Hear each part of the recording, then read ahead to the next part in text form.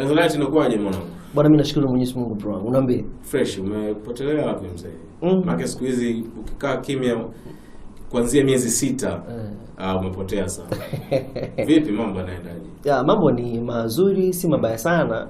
Ya kwa vitu ambavyo tunakutana navyo na bado tunakutana tena, tunaongea tena.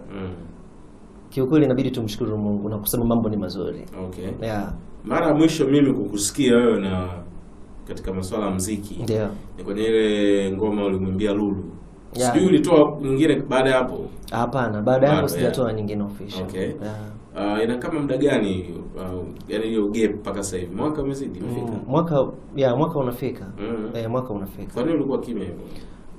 Kimya kiukweli, unajua unapokuta mfanyabiashara yeyote, si msanii, mfanyabiashara yeyote anapokuwa anafanya biashara, labda tuseme nyanya, vitunguu au chochote, inafika time unaona alikuwa anakuja sokoni na mizigo kila kitu, alafu ukaona amekata ghafla, maana yake kuna kitu kinakuwa kipo, yani kuna kitu kinakuwa kimemkwamisha. Kwa hiyo na kwa upande wangu mimi kuna vitu pia ambavyo vinakuwa vinanikwamisha kwa namna moja au nyingine. Okay. Yeah. Kama nini? Nimekuwa na mitihani ya kusumbuliwa na maradhi. Yeah, na kiukweli hata kimya changu labda niseme kwamba kimesababishwa na hivyo vitu. Okay. Yeah. Mara mwisho kulikuwa kuna story na ukaanza kukumbuka sasa. Ndio. Ukawa unasema ulirogwa sijui. Ndio. Hiyo ilikuwa story gani? Hebu tukumbushe. Kuna story ilikuwa nani sana. Yeah, niliwahi kusema kitu kama hiko. Yeah. Ndio hiyo sasa, ama hiyo ilikuwa nyingine tu?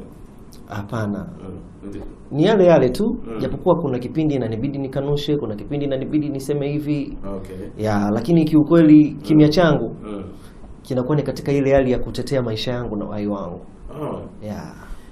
Kwa sababu kuugua ni kawaida, watu wengi sana wanaugua.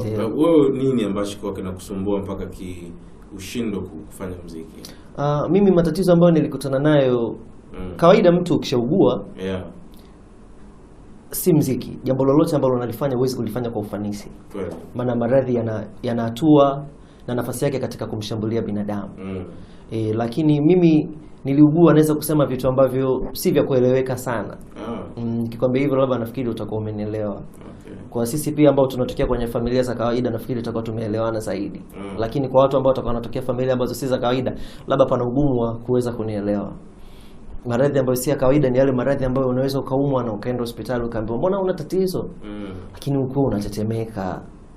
Yaani hali yako sio nzuri, labda jua kali umevaa makoti matatu. Okay.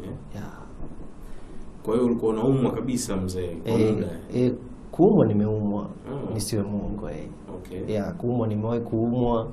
Nafikiri pia hiko ni kitu ambacho kimenichukua muda mwingi sana. Na unajua game kama ilivyo game, mara nyingine inawezekana kwa unafanya vitu vinakataa, lakini game inataka muda wa ziada. Okay. Wasanii wengi ambao walifanikiwa, wale ambao hawajafanikiwa labda tuseme kwa nyimbo moja, labda walifanikiwa kwa nyimbo 3, unakuta walipata ule muda wa kukomaa, nyimbo ya kwanza, ya pili, lakini walipata nafasi. Lakini unafanya leo nyimbo moja, unakaa muda mrefu, unatoa nyimbo nyingine, panakuwa pana ugumu. Okay. Kwa hiyo mimi naweza kusema kwamba maradhi yamechangia pia kunisababishia hiyo, yani Okay. Kwa hiyo sasa hivi naona uko sawa, unawezaje kupona? Ulipita kwa wataalamu kidogo wakakucheki au ilikuwaje? Hospitali tu. Wanasema kwamba unapopewa tatizo hata liwe gumu haimaanishi kwamba halina majibu. Nashukuru. Japokuwa siwezi kusema nimehangaikaje. Lakini nashukuru Mwenyezi Mungu. Mwenyezi Mungu, unapopata tatizo maana yake Mwenyezi Mungu karidhika wewe ulipate. Okay. Na maana yake anakuwa anajua wewe namna gani utapona. Ili mradi tu wewe uamini kwamba yeye yupo na uwe tayari kujitoa katika kuhangaikia kupona. Maana maradhi ni mitihani na yote yanayotufika ni kwa ajili ya mitihani yake. Yeah. Ulipitia kidogo masuala dini katika mitihani hii? Nashukuru Mwenyezi Mungu kwa sababu familia yangu ni familia ambayo imeshika dini. Nashukuru Mwenyezi Mungu. Mimi ni Muislamu. Okay.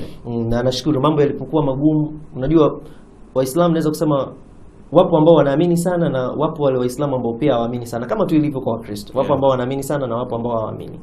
Familia yangu ni moja familia ambayo haiamini, lakini mambo yalipokuwa magumu wenyewe walijitoa mstari wa mbele. Okay. Nashukuru Mwenyezi Mungu, baba mama amenipigania. This time nipo tena na ndo kama hivi nimerudi tena kwenye mapambano, vita inaendelea. Sasa umekujaje sasa?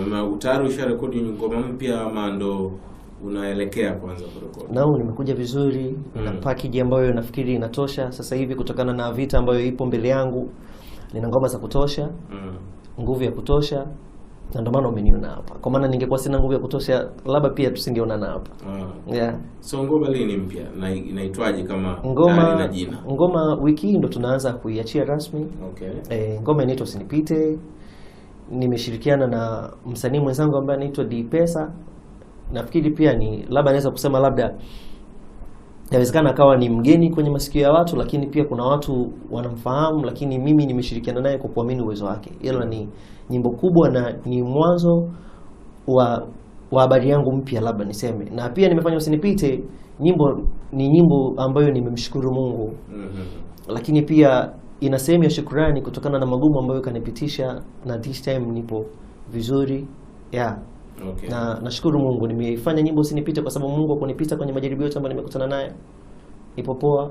Naamini pia wapo wengine ambao labda wanakutana na changamoto na hawana nafasi ya kuja kuongea sehemu kama hii. Yeah, nimejaribu kuwakilisha watu wote, mimi na wao. Umefanya studio tumefanya Hometown Record. Producer anaitwa Elida Boy, ni producer mzuri pia, na naamini watu wanamfahamu wote.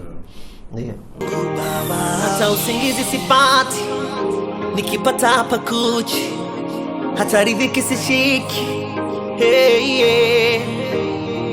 Usingizi sipati, nikipata hapa kuchi, hata ridhiki kidogo sishiki. Na marafiki wamenitenga baba, hakuna maana nipenda Mungu baba. Nimekuwa maji kwenye tenga baba, ila hujanitupa lako kinda Mungu baba. Nishike